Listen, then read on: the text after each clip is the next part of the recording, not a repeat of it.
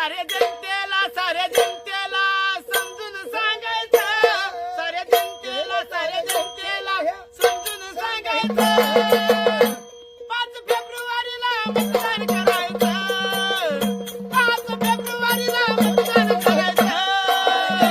सारे जनतेला समजून सांगायचं. सारे जनतेला समजून सांगायचं. 5 फेब्रुवारीला मतदान करायचं.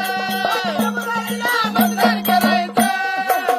जिल्हा परिषद परभणी 9 पंचायत समिती येणाऱ्या 5 फेब्रुवारीला आपल्याला मतदान करायचं आहे. सकाळी 7:30 ते सायंकाळी 5:30. आया बाया